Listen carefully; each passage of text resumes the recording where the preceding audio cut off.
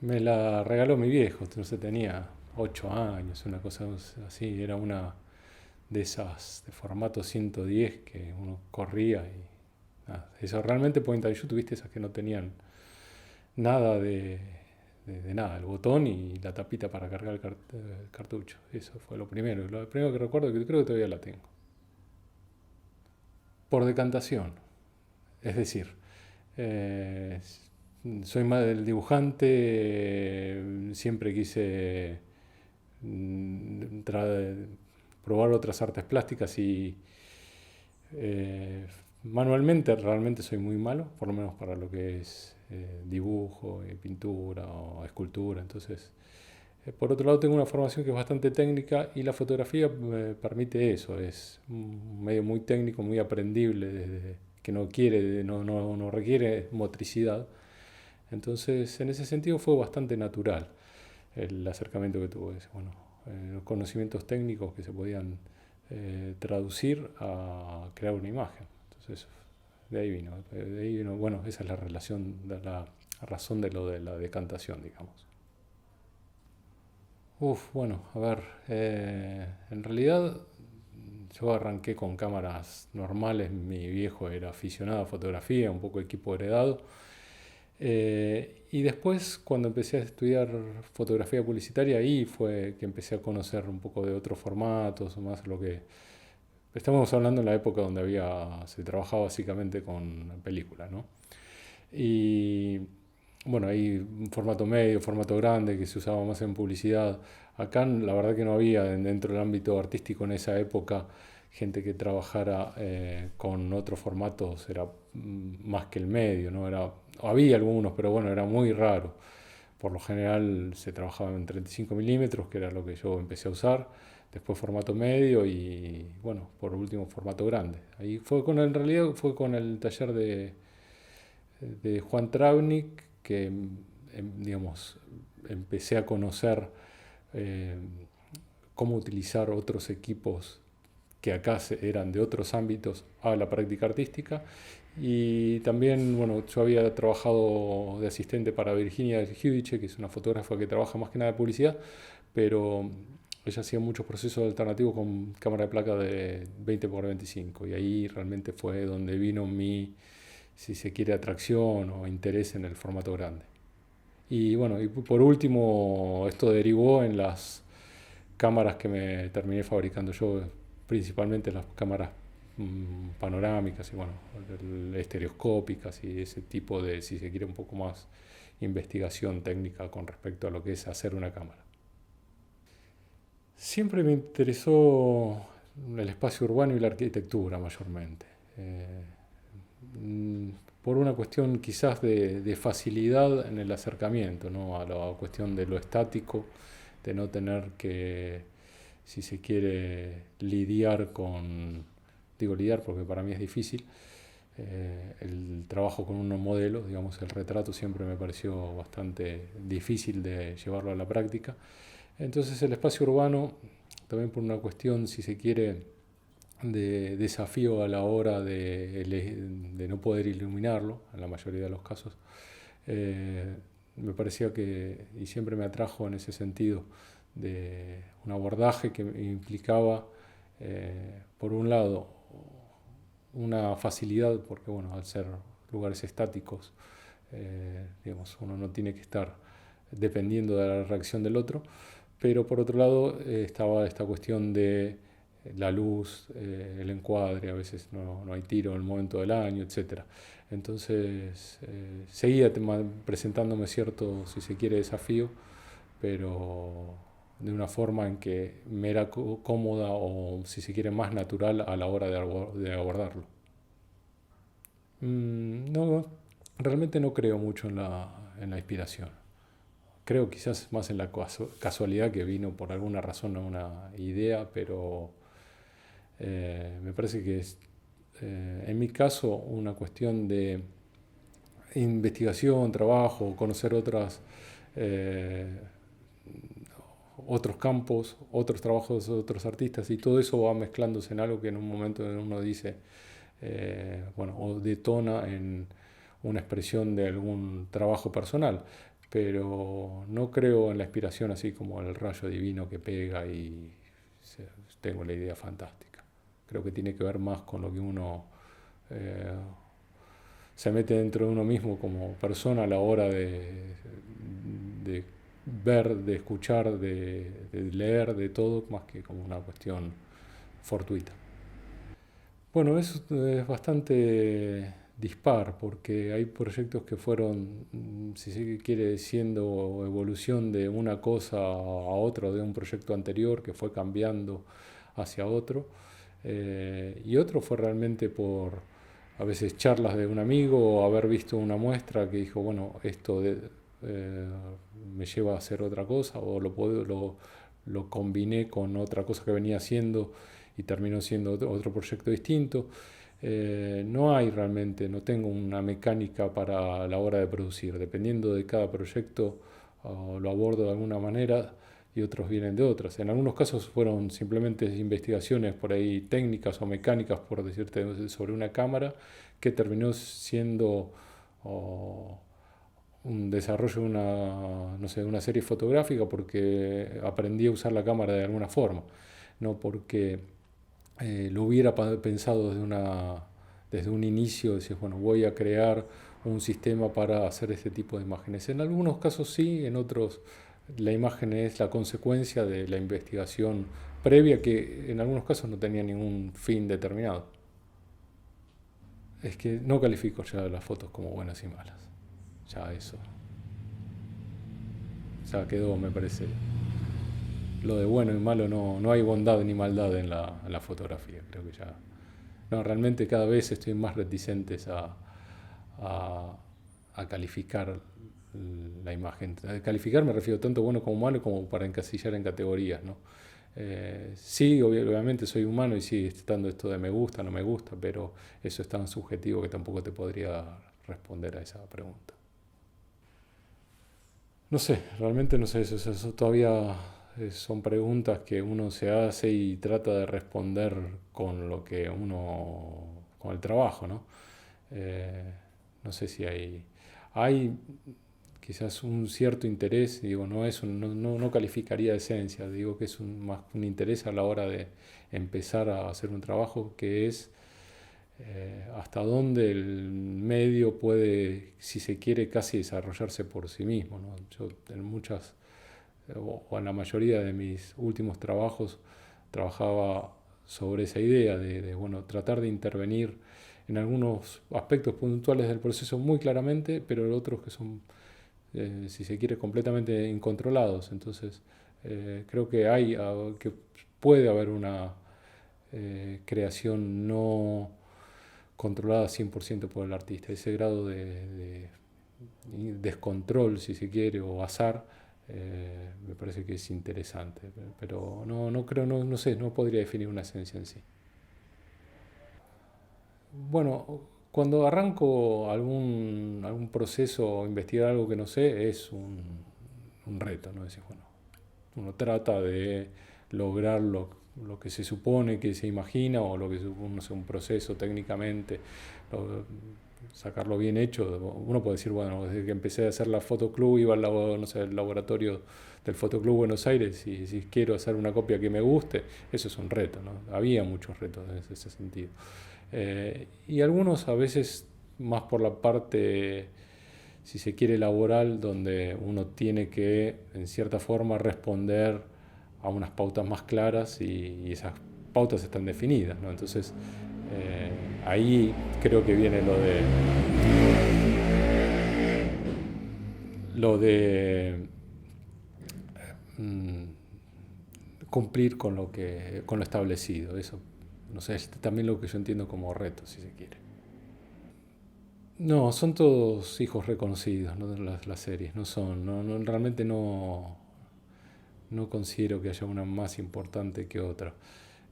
Habría que, por ahí uno con una vara un poco preestablecida, puede decir, bueno, la que tuvo más visibilidad, la que uno mostró más, pero volviendo a lo que decía antes de la categorización, no me gusta categorizar con ese criterio, entonces eh, Ahí hubo muchas series, por ejemplo, las aéreas que había hecho con el barrilete, o las panorámicas, o las de los edificios de Salamones, que le puse, la verdad, la misma cantidad de energía, de énfasis, de todo a la hora de hacerlos. Entonces, independientemente del resultado y de la visibilidad que unas hayan tenido o no, creo que todas son realmente importantes para mí como creador, digamos.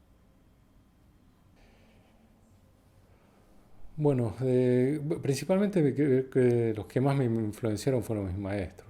Bueno, como te decía, Juan Travni, que fue el taller de él, Fabiana Barrera, si bien, bueno, por ahí no, o algunos no lo cuadrarían 100% como fotógrafo. Aldo Bresi, Edgardo Filiol, Virginia Giudice. eh, Son fotógrafos que algunos son, como te decía, de la Ricardo Torosian, que, o sea, quizás es de ramas muy dispares de la fotografía, pero que a mí me enseñaron mucho y realmente como maestros también me dieron mucho. Entonces hubo una gran influencia por ahí. Después, bueno, los fotógrafos que uno a veces conoce por interés o porque justamente un maestro te los muestra. Sugimoto, Cartés, o sea, sobre todo cuando estaba empezando a estudiar fotografía, que uno estaba más permeable a todo lo que es la imagen. Ahí había una gran disparidad. No sé, al principio a mí me encantaba Cartier-Bresson, y después mi trabajo fue, por un lado, quizás completamente anti-bresoniano, pero digamos, yo tengo presente la obra, como decirte, de Bresson. También tengo, y quizás los que más me influenciaron fueron los pioneros de la fotografía, como decirte, Jules Marais, Edward Muybridge, Talbot, hasta Herschel. Digamos, me identifico mucho con, y creo que también me influenciaron mucho los fotógrafos que no eran solamente fotógrafos. O sea, investigaban la fotografía, eran físicos, eran químicos, o sea, tenían un campo de conocimiento mucho más abierto de lo que es un medio como el que lo entendemos hoy. Y me parece que eso es muy rico y creo que yo trato en cierta forma de simular eso, en mucha menor escala, lógicamente, pero sí creo que para mí eso fue una gran influencia. Eh, bueno, por aprender, ahora voy a hacer mi interpretación personal es haberme dejado algo, ¿no? Eh, por ejemplo, Sugimoto en todas, quizás en todas sus series, siempre creo que me dejaron mucho. Decís, bueno, ver la obra de Sugimoto y sobre todo verla en vivo, decís, bueno, eh, visualmente, desde lo que es la terminación de una pieza hasta conceptualmente lo que es el abordaje al medio, eh, me enriqueció mucho, creo. Bueno, lo que te decía también, estos pioneros de, los fotógrafos, de la fotografía que decidían investigar los límites, decir, bueno, a ver, cuán rápido se puede hacer una foto. Que eran quizás investigaciones no relacionadas con lo artístico, pero sí con lo que es el medio de la fotografía. Eh, Creo que del siglo XIX quizás haya la misma cantidad del siglo XX. Y bueno, o del siglo XXI por ahí no tanto. Creo que también eso se debe a medida que uno va viendo, se vuelve menos permeable, ¿no? A la imagen. Entonces, quiera o no, siempre uno empieza a mantener o crear relaciones entre una cosa y otra y siempre encuentra parecidos. Entonces, lo primero, por alguna razón, a mí en particular me parece que siempre fue como lo más novedoso, lo más interesante. Bueno, no tengo realmente definido. Es la fotografía como yo la empecé a conocer, hoy por hoy ya podríamos decir que no existe. Entonces, eh, mm, también a lo largo de los años se fueron derrumbando todas esas categorías que uno conocía. Digamos, la fotografía de hoy, que es Instagram, es miles de millones de fotografías producidas por año. Es la práctica que nosotros hacemos como artistas, quizás que nos consideramos. Eh, realmente no podría, o sea, tengo muchas reflexiones, pero algunas son contradictorias y algunas son también un poco inciertas, digamos. No me atrevería a dar una reflexión clara sobre eso porque creo que está habiendo un cambio tan grande, sobre todo lo que es en el uso y en la aproximación en el uso, en el consumo y la aproximación del hombre en general, hombre, mujer, ¿no? A la fotografía que no es como la entendíamos. Entonces no sé realmente hoy por hoy hacia dónde van, no lo puedo decir y por lo tanto tampoco entiendo qué es la fotografía contemporánea. Bastante, realmente para mí es quizás a ver, lo digo desde quien no tuvo una educación formal en la fotografía, ¿no? Quizás por haberlo tenido. Pero por otro lado, considero que tuve maestros que si bien no, digamos, no fui a una carrera terciaria como quizás exista hoy de fotografía, sí tuve maestros que me dieron una gran formación. Para mí eso fue, si se quiere, aprendí el oficio en cierta forma de la fotografía. Eh, Quizás la teoría la aprendí después, pero creo que es importante. Me parece que todo aprendizaje eh, es, es clave en la realización de cualquier práctica. Ahora, si formal entendemos aprender la regla de los tercios como me enseñaban en el fotoclub y quedarse en eso, entonces obviamente no tiene tanta importancia. Tiempo, placer, energía, no, bueno, sí, le doy placer. Y básicamente eso es lo que le doy, ¿no? Y lo que devuelve es prácticamente, en muchos casos es conocimiento y satisfacción. Eso creo que son las dos grandes cosas que me dio la fotografía. A ver, las dificultades podrían ser, por un lado, acá realmente que siempre creo que fueron dificultades prácticas, ¿no? Esta cuestión de vuelta, la fotografía al ser un medio técnico requerís de muchos eh, artículos relacionados con esta cuestión técnica y siempre Argentina sabemos que tuvimos no fácil acceso a este tipo de cosas. Por otro lado, eso a veces lo tomo como una ventaja, digamos, bueno, al no tener acceso a ciertas cosas uno lo desarrolla por otro lado y por ahí encontrarse una solución alternativa y, si se quiere, medianamente novedosa. Pero no lo digo como una virtud la escasez, ¿no? Lo digo como si se quiere, desarrollo del instinto de supervivencia a la hora de trabajar. Justamente Edgardo Fillol, un profesor mío, decía, bueno, un buen fotógrafo es el que sabe administrar la escasez. Eso obviamente aplicado en el contexto de la Argentina. Y bueno, creo que eso resume bastante la respuesta a esta pregunta. No sé si no me desprendería, cada vez